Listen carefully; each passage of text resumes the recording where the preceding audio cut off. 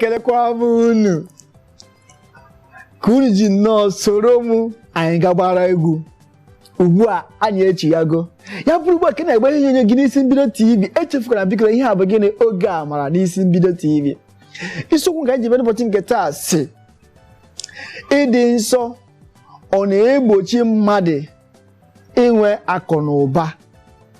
Ịdị nsọ ọ na-egbochi mmadụ inwe akụ na ụba. Ihe a bụ isiokwu anyị ji ebe n'ụbọchị nke taa.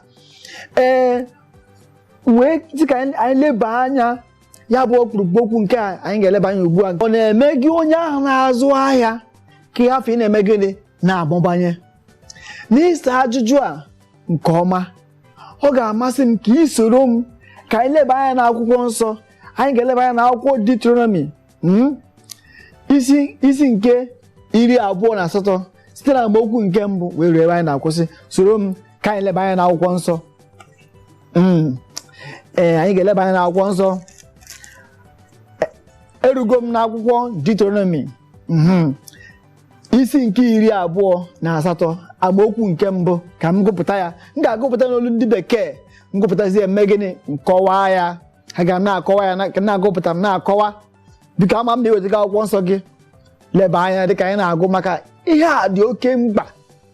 Ihe a dị oke maka na ile anya ihe na-eme n'ụbọchị taa. Ndị na-azụ ahịa ka ha na-esi na-atụ asị eweta ọja weta oji agwakọ ya ọnụ ọtara atọta ha tasị bute. Ọ na-ewute bụ wee sị ka m were isiokwu a wee bịa n'ụbọchị nke taa nke dị ka ajụjụ. Ịdị nsọ ọ na-eme gị onye na-azụ ahịa ka ha fee na-amụbanye? Soro m ka anyị gụọ ebe a. N'akwụkwọ Deuteronomy 28 amaokwu nke mbụ ọ sị, "And it shall come to pass, if thou shalt hearken diligently unto the voice of the Lord thy God, to observe and to do all his commandments, which I command thee this day, that the Lord thy God will set thee on high above all nations of the earth." Ileba anya ihe ebe a kwuru. Ebe a sị ya wụrụ na ị ga-enwe nrube isi nyere iwu m dị iche iche. Ya bụrụ na ị ga-enwe nrube isi nyere iwu m dị iche iche, m ga-ebuli gị elu karịa ihe niile n'elu ụwa. Ị ga-ebuli gị elu. Onye na-ekwu okwu a bụ onye nwe anyị Chineke. Ọ sị ya hụ na ị ga-erube isi nyere iwu ya dị iche iche. Gịnị ka bụ iwu ya ahụ? Atụla asị, emegidere mmadụ, ewere ihe na-abụghị nke gị, ezula ori, agbala ama gbagide mmadụ ibe gị, akwala iko, akwala emu. Ya bụ na ị ga-enwe nrube isi dịka onye na-azụ ahịa. Ebe ahụ ị na-azụ ahịa, ị na-azụ ahịa akwa, iweta akwa na-eme nhata, isi na ọ naghị eme nhata. Ị ga zụrụ shoe nke na-abụghị nke ezigbo ya, ire n'ọnụ nke ezigbo ya, ka ego gbatụb. Ịdị ọgaranya ahụ na-asa afọ.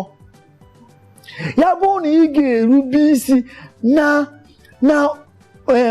nkwa Chineke kwara na iwu ndị ahụ o nyere, ose ọ ga-ebuli gị elu, dowe gị n'ogugo kachasịgo niile.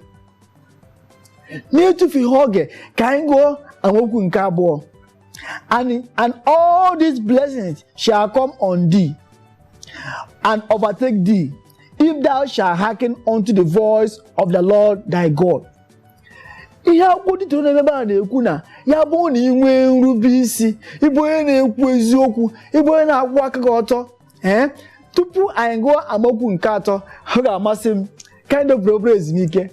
Anyị chi ya, anyị agbapụkwa ya ọsọ. Biko agakwana ebe ọbụla ka ị wee ghọta ọfụma ihe isiokwu a na-ekwu maka ya. Soro m ka anyị ga gbara obere egwu.